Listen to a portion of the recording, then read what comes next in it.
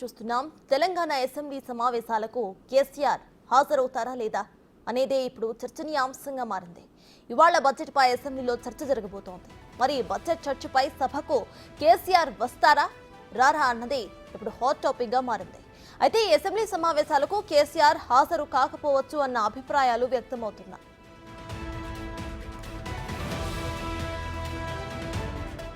Budget ప్రవేశపెట్టిన రోజు KCR హాజరయ్యేలా plan చేసింది బీఆర్ఎస్ పార్టీ. బడ్జెట్ ప్రవేశపెట్టిన రోజు ఇలాంటి చర్చలు ఉండవు కాబట్టి ఈ నిర్ణయం తీసుకున్నట్లుగా తెలుస్తోంది. ఆర్థిక శాఖ మంత్రి బడ్జెట్ ప్రవేశపెడుతూ చేసే ప్రసంగం తప్ప ఇక ఎలాంటి ఇతర వ్యాఖ్యానాలు కూడా అక్కడ ఉండవు. అందుకోసమే ఆ రోజున అసెంబ్లీకి హాజరయ్యారని తెలుస్తోంది.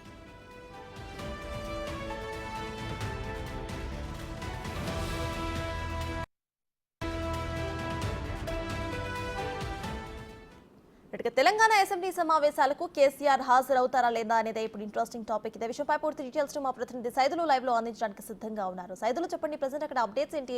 కేసీఆర్ హాజరయ్యే ఛాన్సెస్ ఎంతవరకు ఉన్నాయనుకోవచ్చు?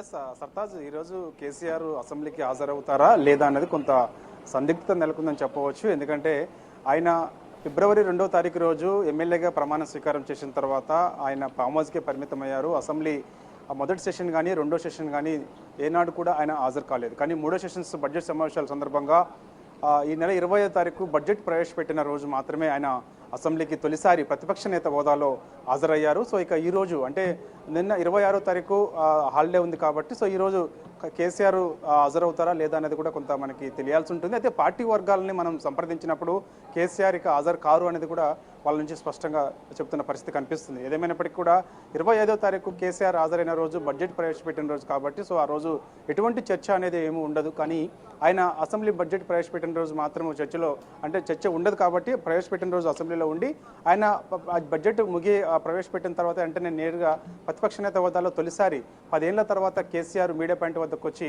మీడియాను ఉద్దేశించి కొన్ని కీలకమైన వ్యాఖ్యలు కూడా చేశారు. బడ్జెట్ సంబంధించి ఆయన చాలా అంశాల గురించి ప్రస్తావన తీసుకొచ్చారు. బడ్జెట్ అంతా కూడా డొల్లా ఉత్త గ్యాస్ తప్ప ఏమీ లేదు అని చెప్పేసి కూడా ఆయన చెప్పడం జరిగింది. సో ఇక ఇప్పుడు ఈరోజు ఇటు బడ్జెట్పై ప్రధానంగా చర్చకు వచ్చే అవకాశం ఉంటుంది. ఏదైతే బడ్జెట్లో పొందుపరిచిన అంశాలు ఏ శాఖకి ఎన్ని డబ్బులు కేటాయించారనేది ప్రతి అంశం పైన కూడా ఈరోజు చర్చకు వస్తుంది. కాబట్టి ఆయన ప్రతిపక్ష నేత హోదాల్లో ఖచ్చితంగా అసెంబ్లీకి రావాలని చెప్పేసి కూడా అధికార పక్షం నుంచి పెద్ద ఎత్తున డిమాండ్ వినిపిస్తుంది. ఎందుకంటే ఆయన మాట్లాడిన ప్రతిసారి ఖచ్చితంగా ఆయనకు అవకాశం ఇస్తామని చెప్పేసి కూడా ఇప్పటికే సీఎం రేవంత్ రెడ్డి చెప్పారు గతంలో 2 సెషన్స్లో. సో ఇప్పుడు కూడా ఖచ్చితంగా ప్రతిపక్ష నేత హోదాల్లో కేసీఆర్ ఎంతసేపు మాట్లాడినా కూడా ఆయనకి మైక్ ఖచ్చితంగా ఇస్తాము అని చెప్పేసి కూడా చెప్పడం జరిగింది. సో ఆయనకి ఇవ్వాల్సిన గౌరవం ఖచ్చితంగా ఉంటుందని చెప్పేసి కూడా చెప్పడం జరిగింది. దాంతో పాటుగా లీడర్ ఆఫ్ అపోజిషన్కి సంబంధించిన రూమ్ కూడా ఆయనకి ఇచ్చాం కాబట్టి సో దానికి సంబంధించిన ఇబ్బందులు కూడా ఏమీ లేవు కాబట్టి సో ఖచ్చితంగా ఆయన ఎప్పుడు వచ్చినా కూడా ఆయన గౌరవం ఆయనకు ఉంటుందని చెప్పేసి కూడా చెప్పారు. కానీ కేసీఆర్ మాత్రము ఈరోజు అన్ని అంశాలపై చర్చకు వచ్చే అవకాశం ఉంటుంది కాబట్టి చర్చల్లో ప్రధానంగా అధికార పక్ష పార్టీ నుంచి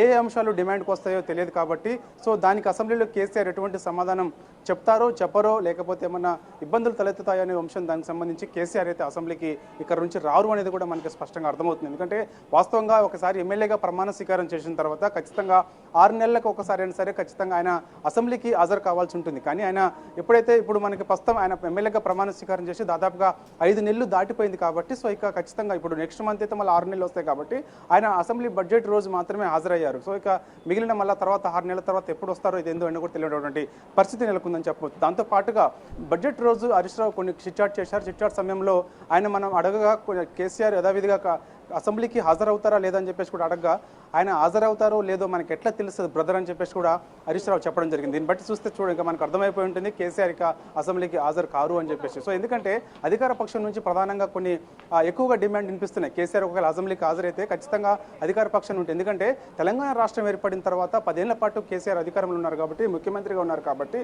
సో ప్రధానంగా జరిగినటువంటి కొన్ని అంశాలు అంటే కాంగ్రెస్ పార్టీ అధికారంలోకి వచ్చిన తర్వాత ప్రతి శాఖకు సంబంధించి అవినీతి జరిగిందని చెప్పేసి ఒక్కొక్కటిగా బయటకు తీస్తున్నారు. ముఖ్యంగా కాళేశ్వరం ప్రాజెక్టు విషయంలో కూడా పెద్ద ఎత్తున అవినీతి జరిగింది. ఎందుకంటే ఆ రోజు తెలంగాణ రాష్ట్రం ఏర్పడిన తర్వాత మన తెలంగాణ బడ్జెట్ మిగులు బడ్జెట్ ఉన్న రాష్ట్రాన్ని అప్పుల కుప్పలుగా మార్చారని చెప్పేసి కూడా కేసీఆర్పై అనేక ఆరోపణలు వస్తున్నాయి. దాదాపుగా 1,00,000 కోట్లు ఖర్చు చేసి కట్టినటువంటి కాళేశ్వరం ప్రాజెక్టు ఏదైతే ఉందో దానికి సంబంధించిన నూతన ఆయకట్టు కూడా ఎక్కడ కూడా కనబడడం లేదు అని చెప్పేసి కూడా చెప్తున్న పరిస్థితి కనిపిస్తుంది. అలా కట్టిన ప్రాజెక్టులో భాగంగా మేడిగడ్డ కూడా కుంగిపోయిందని చెప్పేసి కూడా ఆరోపణలు వస్తున్నాయి. దాంతో పాటుగా ఇక గొర్రెల స్కామ్ ఏదైతే ఉందో ఇప్పటికే ఈడీ గుర్తించి దాదాపుగా 700 కోట్ల రూపాయలు పక్క పక్కదారి పట్టించారని చెప్పేసి కూడా వీడి గుర్తించింది, కేసు కూడా నమోదు చేసింది. సో వీటన్నిటిపైన అదేవిధంగా ఫోన్ ట్యాపింగ్ సంచలనం రేపింది రాష్ట్రంలో. సో ఆ అంశంపైన కూడా ప్రధానంగా చర్చకి అధికార పార్టీ డిమాండ్ చేసే అవకాశం ఉంది. ఇవన్నిటికీ కేసీఆర్ ఖచ్చితంగా అసెంబ్లీకి హాజరైతే సమాధానం చెప్పాల్సిన పరిస్థితి ఉంటుంది కాబట్టి సో ఇక వాళ్ళు సమాధానం చెప్పలేక కేసీఆర్ అసెంబ్లీకి రారు అని చెప్పేసి కూడా మనకైతే కొన్ని సమాచారం ఉంటుంది. చూడాలి మరి కేసీఆర్ ఈరోజు అవుతారా లేదా అనేది కూడా కొంత సందిగ్ధత నెలకొందని చెప్పవచ్చు. రైట్.